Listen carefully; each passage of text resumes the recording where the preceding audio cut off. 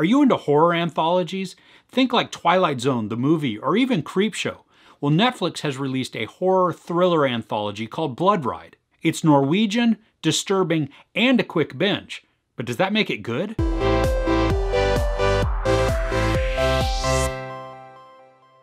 Netflix says that you can watch this in any order you choose, and that's true. I started at the beginning though and just went through them in order because that way Netflix just lets me continue to binge and I don't have to exert any effort. There's 6 episodes in all, they're only about 26 minutes each, so totally a quick binge if you decide to sit down and watch all of them back to back to back. Now, I'd say these hedge more towards the psychological thriller with some horror aspect thrown in versus just your straight up horror.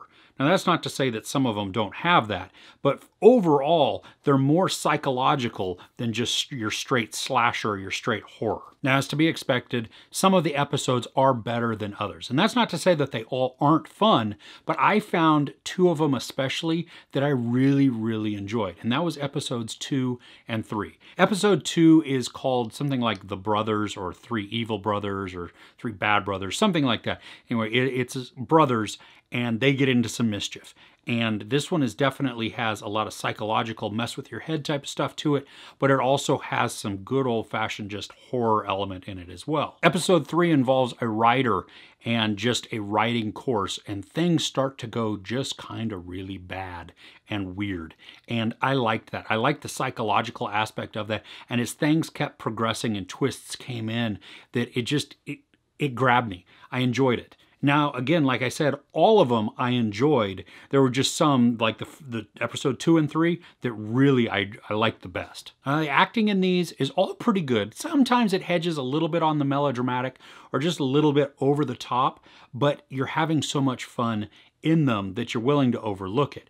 And I got to talk about the talent that it involves to write and produce a short story like each of these are, and to be able to do it really well, because you have, first off, you have to have a story that people are even going to want to watch and be engaged in. It's something that will hook you in. You then have to have characters that we want to watch, that we become invested in as well. So that means that they have to have at least a modicum of development to interest us.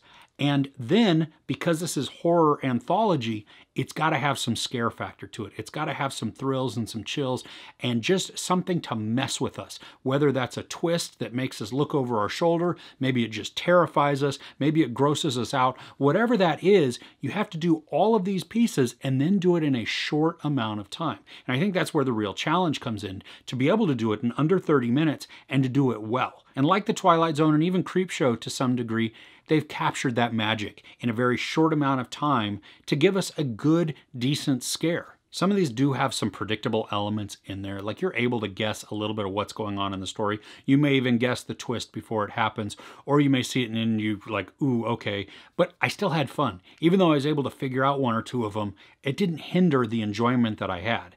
Now, I think the weakest episode out of all of them is episode 4 called Lab Rats. And that's only because it just didn't really connect with me. It was more of a character study than thriller or horror. And it's not to say that it wasn't good. It was just that felt like the weakest one out of the bunch to me. Now, I got to say also, there are some gruesome things that happen in the first episode, and it involves animals. So you might be a little sensitive to that. You may want to just skip the first episode altogether. And it, unfortunately, it does show a little bit of the aftermath, and it doesn't show actually what happens scene for scene, shot for shot, but you're able to connect the dots really well. I mean, it's enough to, yep, I know exactly what happens, and then we get to see the aftermath. So it is definitely disturbing there. So again, you know, for the sensitive part of that, you can skip episode 1 if you don't want to see anything about animals. Everything else, though, it's just all people. So, hey, we can get along with that, right? There are a couple also that delve into the supernatural, and I kind of liked that too, because it kept me going. It kept it changing up, and it didn't stay just the same rote thing over and over and over again. I didn't have, while it's still in the genre of horror or thriller, I got these little subgenres within that, some niche areas, and I appreciated that because what is it going to be this time? I don't know. Let's see where it goes, the story takes us, and that's what leads to the excitement of the whole show. Bloodride reminds me a little bit of the Netflix animated anthology Love, Death, and Robots, and where they're all different.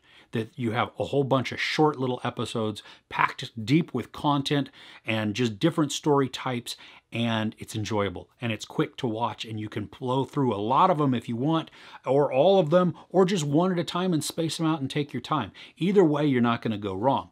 Bloodride, I think, captured it really well in the horror aspect.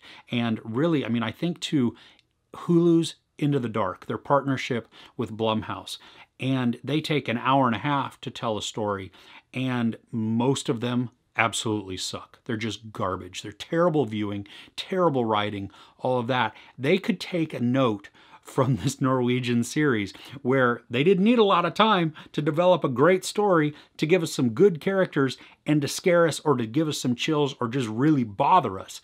And in the Into the Dark, they take a really long time and they still can't do that. Now, it is going to be interesting to see if they do subsequent seasons because, like I said, none of them are tied together. There's no central theme other than horror going through this. So it could be a lot of fun. This is something that they could just add to season after season after season. And as long as they keep the quality up, as long as they keep the chills and just the writing really well and keep it on point, then I think it's definitely something that everybody's going to want to see. I mean, I will certainly. I'll sit down and watch season 2 if it retains the same quality as season 1. Now, as always, I recommend watching this in the original Norwegian language with the subtitles for whatever language you happen to speak as your native tongue, because it's just so much better that way. The audio is synced up.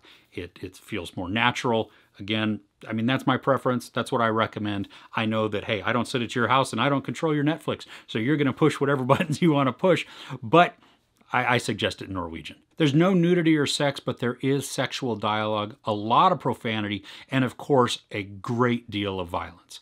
I give Bloodride on Netflix 4 out of 5 couches. So do you enjoy thriller movies? What is the best thriller movie you watched in the last year? Let me know in the comments below. If you enjoyed this review, please give it a like. Also, don't forget to share and subscribe. I'm Chris. This is Movies and Munchies. Thanks for catching with me.